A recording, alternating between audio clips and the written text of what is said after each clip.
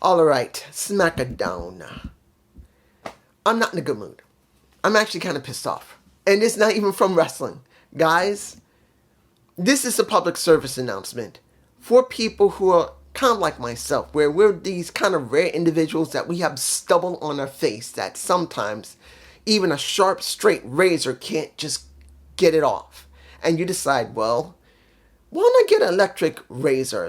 One of those flat electric razors that you can go zzz, and it will do it. And it did. I got one. I got a blue electric flathead razor, and I do that. Now, I've had hair bumps because of it, and it has been fun. I actually got this one because of it. You see this mark, this juicy mark here?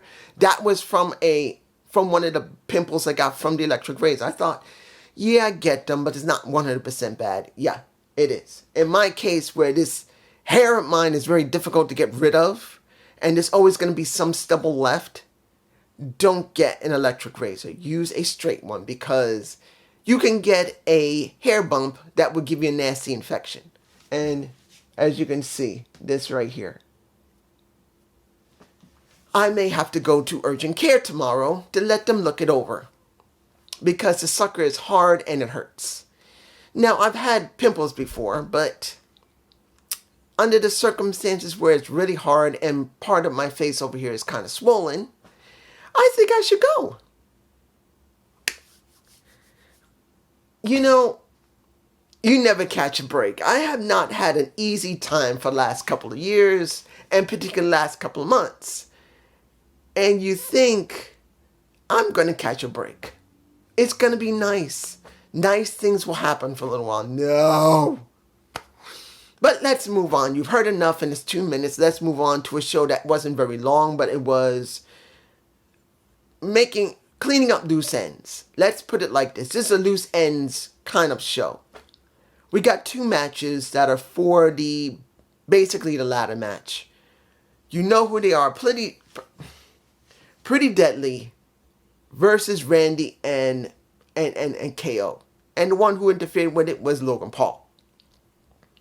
I would have thought he would have been happy that would happen, because then it would make it easier for him because of the ladder match. Unless his match is going to be first, then I can understand. But Logan's going to be upper onto the card, whether it's night 1 or night 2. And you would think Randy, KO, they'll have a match and a ladder match. It would be great to leave them like this, and you cheer them on to win or lose, and they will be soft enough for you. No. He decides he want to just take out a KO so they would lose by nailing them. Well, actually, he went like this, but he nailed them in the face. Trying to do like this, but it was like this. Let me give it to you like this.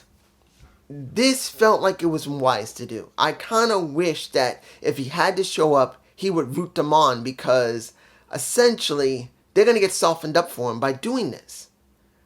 And if they had managed to get into the battle, not into Battle Royal, but, I got to talk about the Andre the Giant Memorial Battle Royal. But this ladder match, this 6-pack challenge for the ladder match, I believe that's what it is. I would have thought they would book it to let Logan come out there, root them on. They win or lose. Let's say Pretty Deadly does beat them. And then as they're trying to recover, then Logan beats down on them. No, he interferes with the match, instead of letting Pretty Deadly get away with what they wanted. And then pretty much Pretty Deadly loses. Randy finds out what happened with KO. Randy grabs at Logan Paul, attacks him. Pretty Deadly saves him. Corey Graves gets nailed in the process, because during the match, Randy gets thrown into Corey. I think he's wanting to be a little more physical, so he said, okay, you want to fall on me, throw on me. Go ahead and throw, you can throw somebody on me. But that's what we get, and I think that was kind of a lost opportunity. Second match, Street Profit versus Fury and Grayson Waller. I'm sorry, I don't agree with this. Not who won it, because I can understand them wanting to do something with Grayson Waller and Austin Fury, fine. But do I care about Final Testament versus the Pride? I believe they're called the Pride. No. I'm sorry, guys. I'm being honest here. As much as everyone's been loving their feud, I have not. I wanted the Pride, Bobby, and the Street Profits to actually be on a winning trajectory. And Final Testament also having a trajectory where they both could have met at WrestleMania. They could have begun their feud right at end of, near the WrestleMania. You know why I'm getting frustrated? You got two factions that needed to build up reputation, and there is none. Whether you like hearing this or not is irrelevant. The Street Profits with Bobby has no reputation. Because as they formed, yes, Bobby's been with the Street Profits for a while, but the beginning of the year when they really began to show momentum like they were beginning to get somewhere, what did we get? The Final Testament messing with them, and the Final Testament with Paul Ellering, with the Authors of Pain, should have had their own time to build themselves up before they teamed up with a Karrion Kross who's been doing nothing. No. So when you really see both factions, they feel weak. I'm just saying. Let's go through the next match. We had... Let me give it to you like this. El Gato del Fantasma was never going to win. I'm going to talk about what happened with LWL and Del Gato del Leon. I think the reason I'm botching here is I'm not surprised the new Catch Republic won. But the thing is, seeing them in that match, it was obvious they were going to lose. I'm sorry. When you look at what happened with Carrillo and Angel Garza, you know they're going to lose. And that kind of telegraphed it. I would have liked to see this at the end of the show. And let's get to this right now. I'm not even going to talk about Belair because really it wasn't about Belair. It was not about Dakota Kai. It was about Jade. And I'll talk about that in a minute. But let's go to what needs to be stated. LWO, Legado del Fantasma. Dominic has this moment with A. Santos Escobar. Then Eddie's successor, Ray, brings out his team. And he makes it very clear. You're working with them? Fine. I can't stand either one of you. So now, I want to match a WrestleMania tag match. Which should have been a singles match. Why is it a fucking tag? Why is this a tag? What is going on? Why is this a tag match? What was the point when it was obvious that if you're not going to go with Santos Escobar, it's going to be Dom. And if it's not going to be Dom, it's Santos Escobar. But no.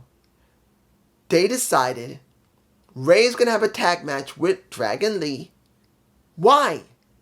This makes no sense. None.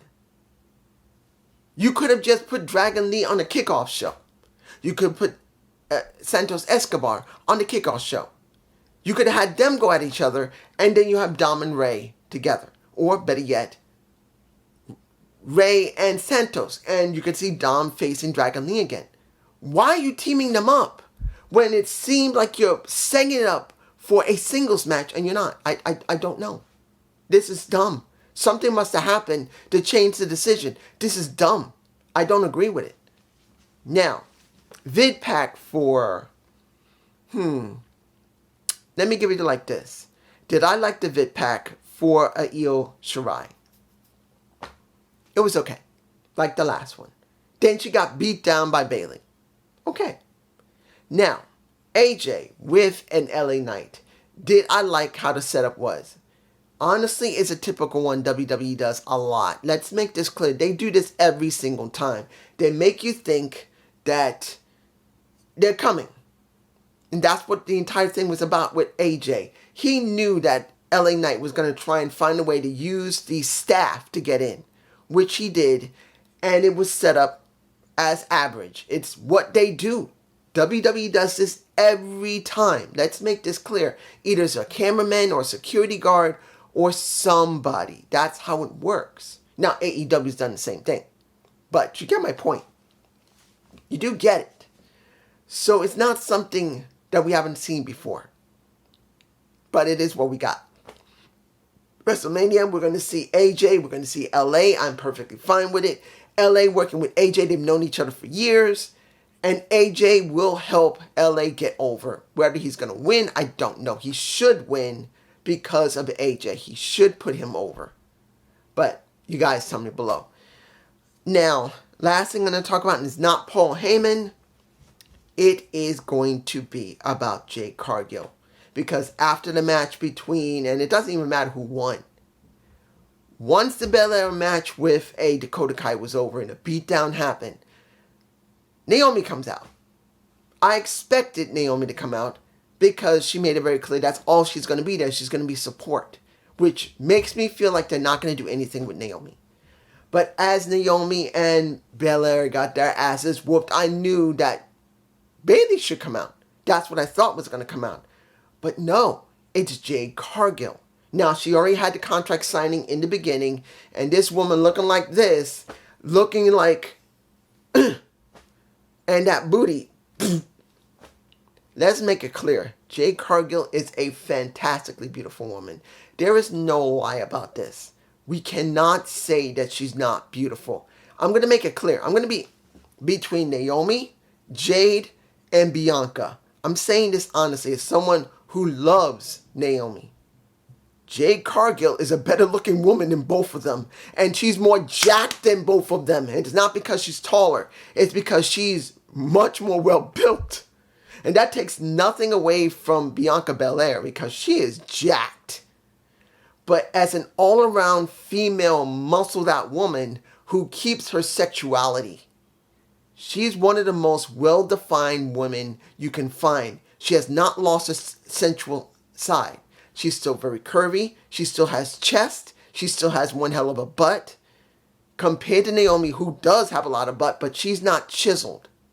And Bianca, who is chiseled, but she's very, very muscular. And she's lost a good amount of what little she had because she's not heavily chested. Yes, she's got a booty, but she's been built for track and field. She's not built like Jade. Jade is more of a basketball player who was curvy as it was. And now you see her as, boom. So she's the most well-built, physically, muscled, defined woman you see in WWE at this moment. And she just got over. And the person that looked the most weakest there was Naomi. Was my girl, who should have never came back to WWE because I knew there was going to be something wrong with this transition. I don't agree with it. I wish she had not come back to WWE. If she had gone to AEW, fine. If she stayed in TNA, which is still not known and unstable because we don't know how the president is going to run the place, fine. But WWE, I'm sorry. I don't want to see her as support.